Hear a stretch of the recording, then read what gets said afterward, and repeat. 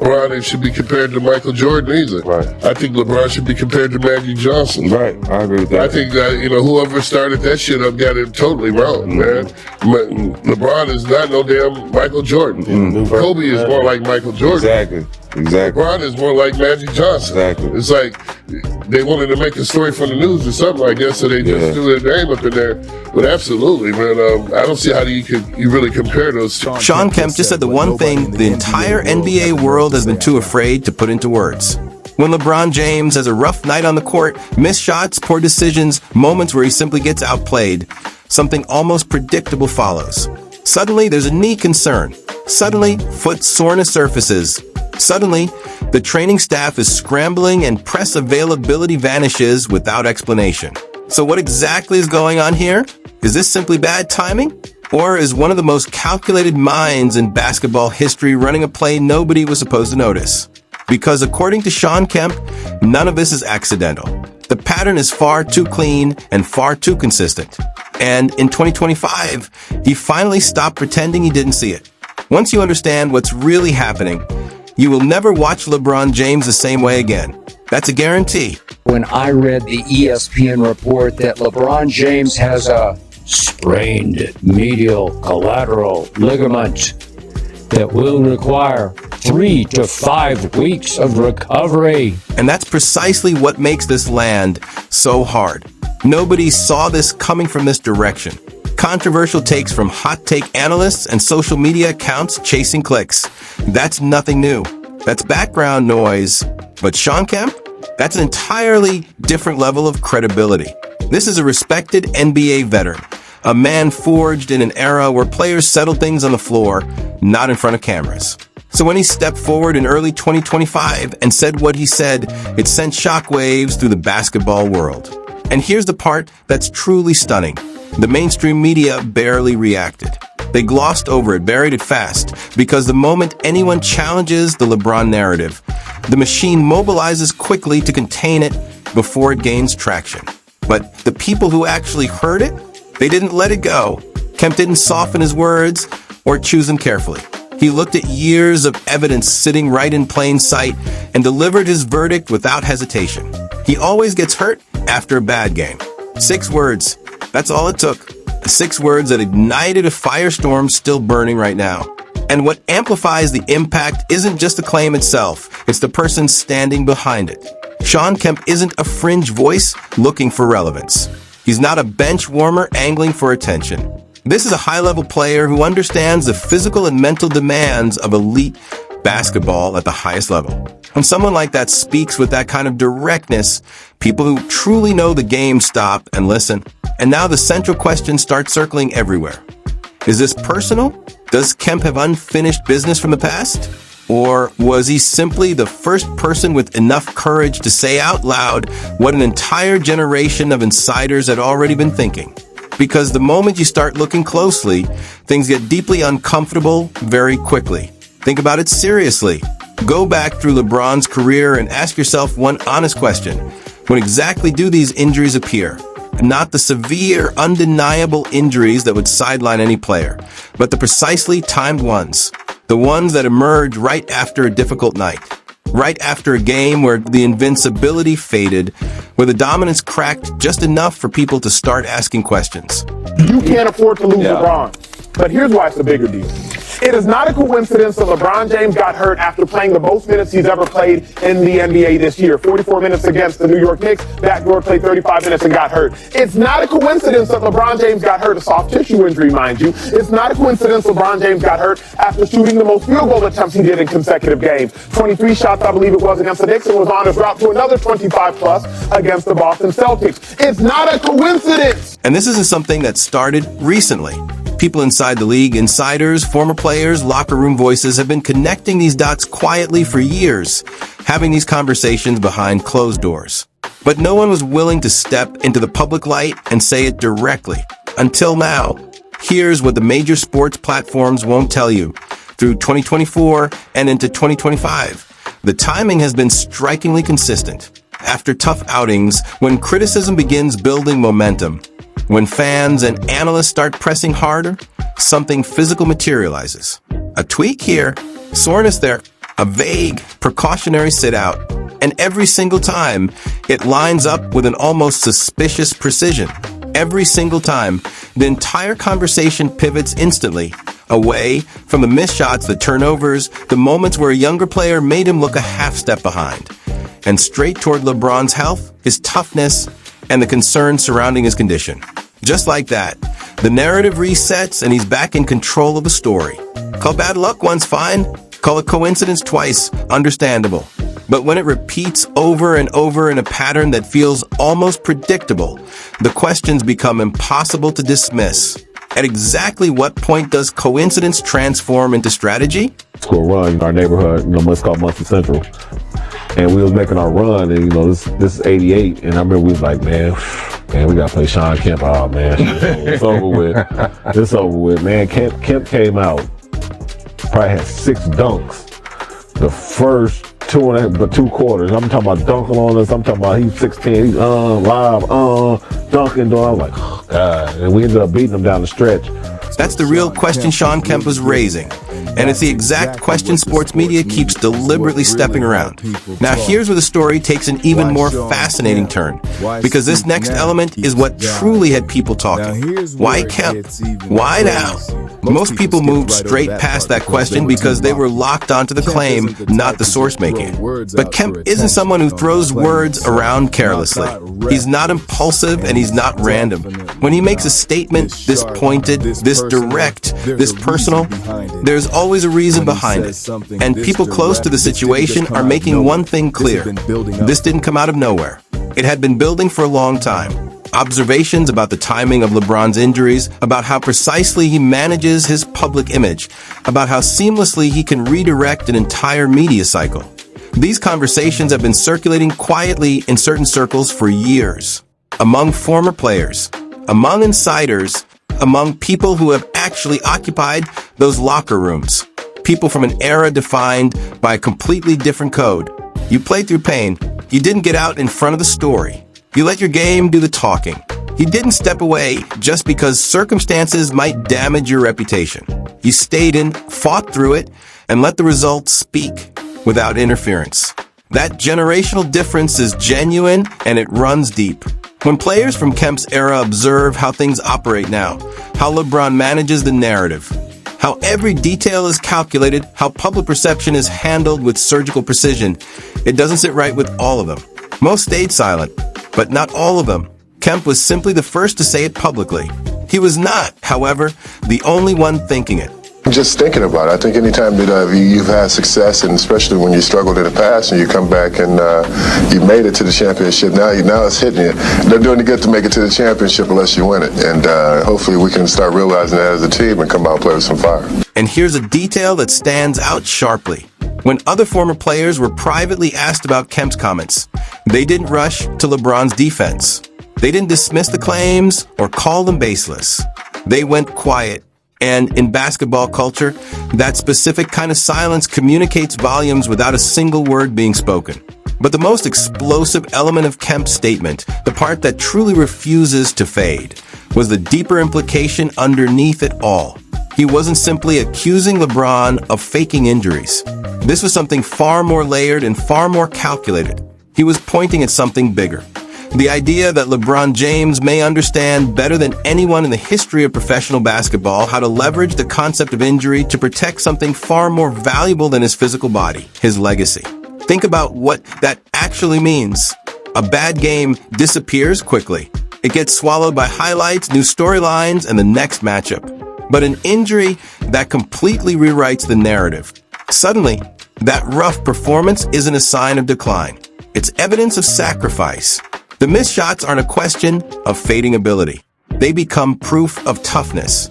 Everything reframes itself into a story of perseverance rather than struggle. Whether you agree with that assessment or not, there's no denying one thing. It's a brilliantly effective way to control the story, if you're willing to look at it from the outside. Now here's where something striking happens, and it's almost too quiet to ignore. When Kemp's comments dropped, the basketball media faced a clear choice. They could investigate, dig into the data, ask the difficult questions, and genuinely examine whether the pattern holds up. Instead, they did exactly what they always seem to do. when something threatens the established narrative. They moved past it, not debated it, not softened it, simply moved past it as though it had never been said, as though it didn't merit any serious discussion. Major outlets gave it almost no coverage. Top sports programs kept their distance entirely. Analysts who typically have takes ready on every LeBron development suddenly had nothing to offer. And from LeBron's side, complete silence. No response, no denial, no clarification, no statement of any kind. Now sit with that for a moment. This is a player who, across more than 2 decades in the spotlight, has never allowed a significant hit to his reputation to pass without a response. Whether through social media, a carefully worded interview line, or a pointed post, LeBron always finds a way to reshape the message. So when something is pointed as Kemp's comment surfaces and the response is total silence, no pushback, no reaction, not even a subtle signal, that is not normal. That silence is intentional. It's a deliberate decision. Meanwhile, the fans were anything but silent. Social media ignited immediately. People who had been quietly observing this pattern for years suddenly had something concrete to point to, a real voice, a credible statement that matched what they'd been seeing all along. Comment sections exploded. Threads ran deep. Group chats lit up nonstop. The same reactions kept surfacing everywhere. Kemp said what we've all been thinking. The timing has always been suspicious. Finally, someone said it out loud. And then, right on cue, the other side arrived just as fast. LeBron supporters pushed back hard, dismissing Kemp as irrelevant, labeling the comments as jealousy, framing it as bitterness from someone who never reached that tier. Same playbook, different day. But here's the fundamental problem with that response. It doesn't actually address the issue. It doesn't explain the pattern. It doesn't account for the timeline. It doesn't answer why these situations keep materializing right after difficult performances. It simply goes after Kemp personally and hopes nobody looks past the surface at what was actually said. And when the most influential player in the league stays completely silent while all of it unfolds around him, that silence says more than any crafted statement ever could. Now pull back and examine the complete picture, because this is where all the pieces lock into place. When you go through the data methodically, game by game, stretch by stretch from 2024 into 2025, and track what's actually happening, the pattern Kemp described doesn't just appear. It stands out in unmistakable clarity. The rough performances are easy to identify. The games where the shot isn't falling, where younger players bring superior energy, where observers begin wondering if time is finally catching up. Those moments register publicly. And right on cue after those games, something physical surfaces. A missed game here, a precautionary label there, a vague update from the medical team about monitoring something minor. And the moment that happens, the entire landscape shifts. The criticism cools. The bad performance dissolves from a conversation. The pressure disappears almost overnight. Then he returns rested, sharp, and ready to remind everyone exactly who he is. And every single time, the story reframes itself as a comeback, a redemption arc. All the momentum moves forward without anyone truly examining what came directly before it. That's not coincidence. That's a system. And it has been operating with remarkable efficiency for a very long time. And this is where the conversation transcends basketball entirely. Because this isn't about statistics or wins and losses. This is about legacy at its most fundamental level.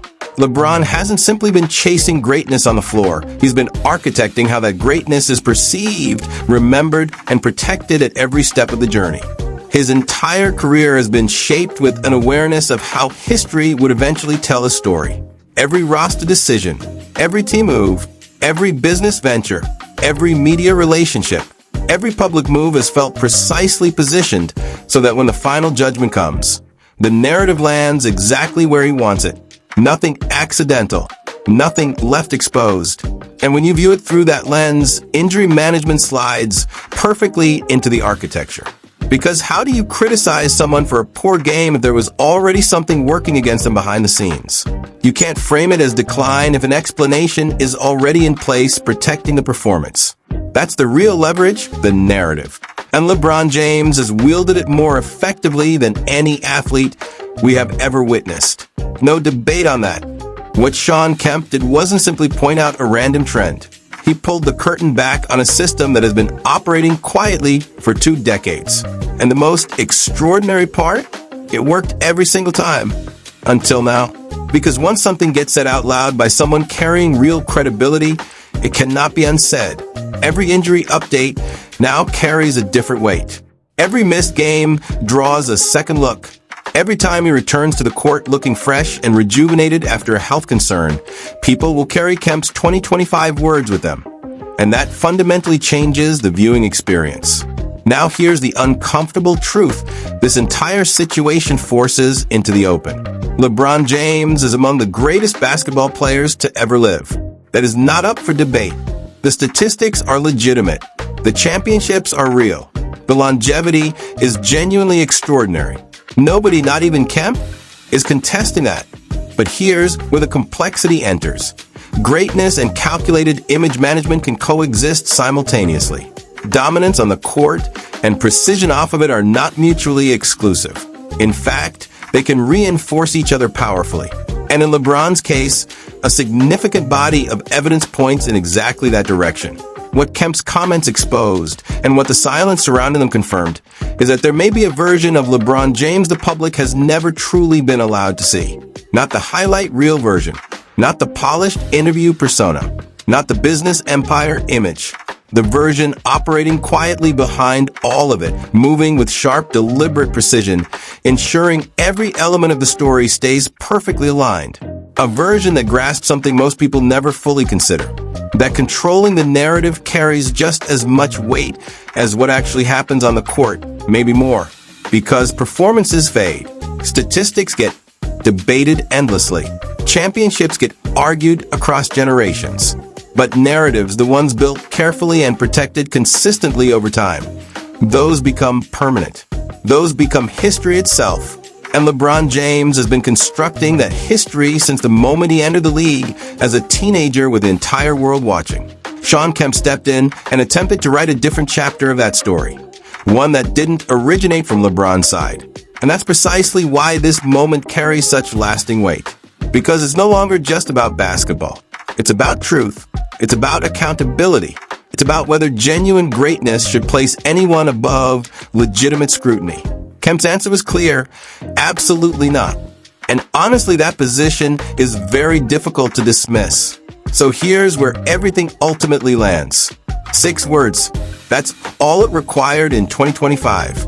6 words that the sports establishment tried desperately to move past. Mainstream platforms redirected the conversation. LeBron's camp maintained total silence. His supporters targeted Kemp personally rather than confronting what was actually said. But here's where things take an even sharper turn, because once a narrative like this cracks open, it doesn't stop at the present. It starts traveling backward, recoloring everything that came before it. Fans are going back now, rewatching games, revisiting moments that once felt completely ordinary. And suddenly, those same moments carry an entirely different meaning. Games where LeBron struggled, immediately followed by injury updates, no longer feel like random, unfortunate timing. They feel connected. People are mapping out timelines, comparing performances side by side, cross-referencing them with reports that surfaced right afterward. And the deeper the examination goes, the more questions accumulate, because this conversation doesn't confine itself to a single season or a brief stretch. It stretches across years. And once that kind of doubt takes root, it spreads with remarkable speed. You start hearing it everywhere. Wait, remember that game? Didn't something happen right after? And now those questions carry genuine weight.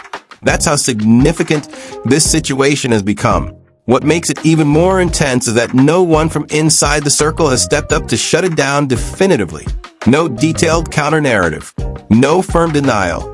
No thorough explanation that closes the door on the conversation entirely. Just silence. And that silence keeps feeding the fire.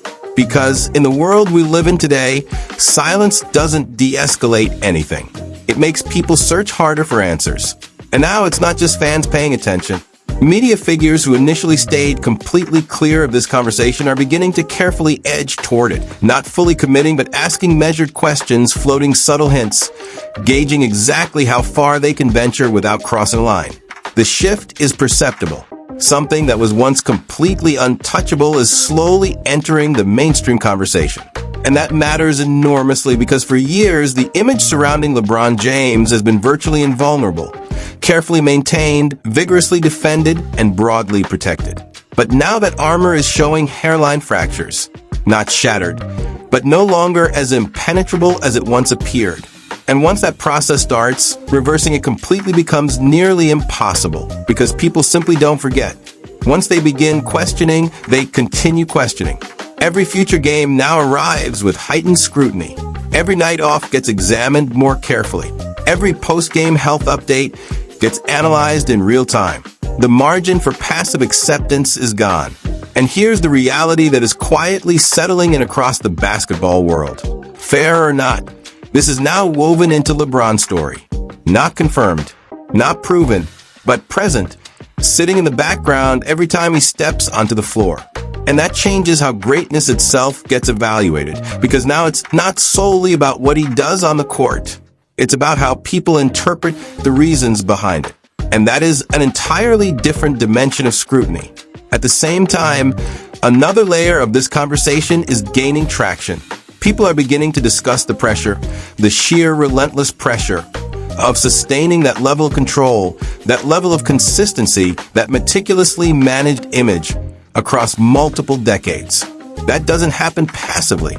That requires planning. That requires constant awareness. That requires continuous adjustment at every turn. And whether your reaction to that is admiration or suspicion, you simply cannot ignore it. Because very few athletes in the entire history of professional sports have ever managed their careers with that degree of intentionality. But now the spotlight trained on that control is brighter and more unforgiving than it has ever been. And it shows no signs of dimming anytime soon. Because Shawn Kemp didn't simply make a comment and walk away.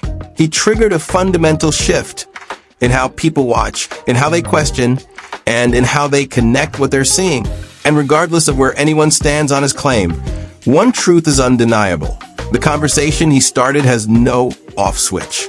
And now everything comes full circle, because what began as 6 simple words has evolved into one of the most uncomfortable and consequential conversations the basketball world has confronted in years. This is no longer background noise. It's not a fringe take that got laughed off and forgotten. It's stuck, it's spread, and now it sits directly in front of everyone, impossible to look away from. Because at its core, this entire situation comes down to one central question. How do you separate greatness from the machinery used to manage it? LeBron's legacy remains legendary. That hasn't changed. The records stand. The championships are permanent. The longevity speaks for itself. But now there's an additional layer resting on top of all of it. A layer of questions. A layer of doubt. A layer that once seen cannot be unseen. And whether people fully align with Shawn Kemp or reject everything he said, they're still talking about it. And that's the part that truly matters, because once a conversation like this enters the spotlight, it becomes part of the legacy itself. Not the whole story, but undeniably a chapter of it. Moving forward, every single moment gets processed through a slightly different filter. Every dominant performance gets celebrated and examined. Every difficult night gets questioned a little harder. Every injury report is no longer just a medical update. It's a discussion. That's the shift. And it isn't going anywhere. Because no matter how this ultimately plays out, no matter which side of this debate people land on, one thing is permanently locked in. Shawn Kemp forced people to look twice. And in a world where certain narratives stay carefully shielded, that alone carries undeniable power. The real question now is what comes next. Does this conversation gradually fade? Or does it grow louder with time? Does another voice step forward to add more dimension to it? Or does LeBron eventually break his silence and address it directly? Because if this entire situation has taught us anything, it's this. It takes just one moment to permanently alter how everything is seen. And right now we are living inside that moment. So whether you see this as a genuine pattern, an overblown narrative, or something in between, one thing cannot be denied. People are paying attention in a way they never have before. And that's what elevates this story far beyond stats, games, and headlines.